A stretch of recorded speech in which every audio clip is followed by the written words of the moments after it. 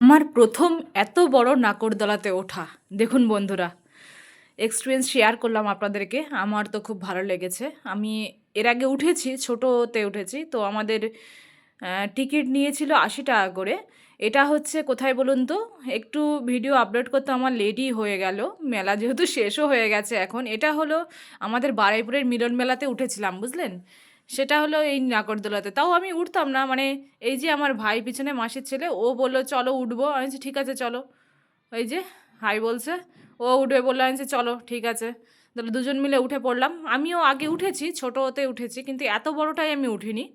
এটা আমরা নাগরদোলাই বলি। আপনারা কি বলেন কমেন্ট করে জানাবেন।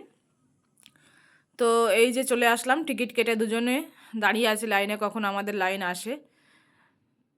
এই চলে আসলো আমাদের বাড়ি। এই যে আমরা এটাই উঠবো।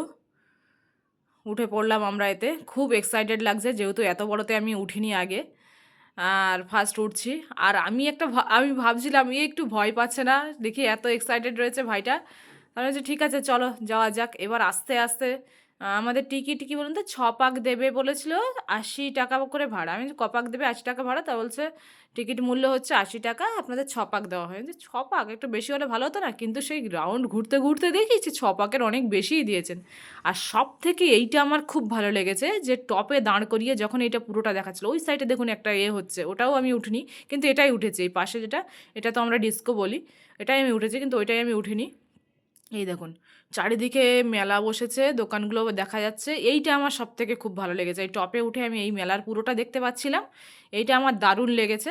আর নাগরদোলায় তো অবশ্যই ভালো লেগেছে।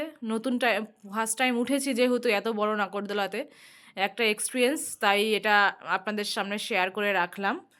স্মরণীয় হয়ে স্মৃতি হিসাবে রেখে দিলাম।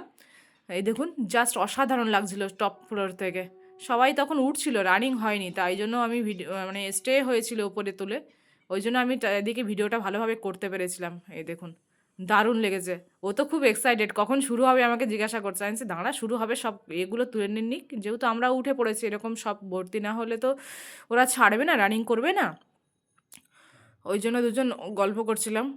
আর আমি ভাবছি ও তো এখন এক্সাইটেড, কিন্তু পরে না ভয় পাই, আমি এটাই ভয় পাচ্ছিলাম। তো যাই হোক, এই দেখুন এটা হচ্ছে ডিস্কো। এটা তো আমি চড়েছি, এটা খুব ভালো লাগে আমার, এটাও আমার খুব প্রিয়। কিন্তু আমি এটা উঠিনি মেলাতে, জাস্ট এই নাগরদোলাটাই উঠেছিলাম। আর ওই দিকে দেখুন ময়ূরটা দুলছে। যাই হোক, হয়ে গেল আমাদের ঘোড়া। ঘোড়াটা আর আমি ভিডিও করিনি, কারণ আমার ভাই ভয় পাচ্ছিল, ওর সঙ্গে আমি প্রচুর বকবক করছিলাম। হয়ে গেল আমাদের ঘোড়া। এই যে কমপ্লিট হয়ে গেল, এবার নেমে পড়লাম।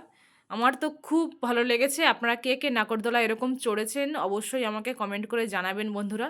আমি তো খুব এক্সাইটেড ছিলাম, খুব একটা মানে স্মরণীয় দিন হিসাবে রইলো আমার কাছে, তো ওই জন্য ভিডিও করে রাখলাম। এই দেখুন, দারুণ ছিল। সবথেকে বড় নাগরদোলা হচ্ছে এটা, আমার চড়া হলো, এই প্রথম চড়লাম। আপনাদের কেমন লাগলো অবশ্যই কমেন্ট করে জানাবেন। কে কে চড়েছেন সেটাও জানাবেন। ভালো থাকবেন সবাই।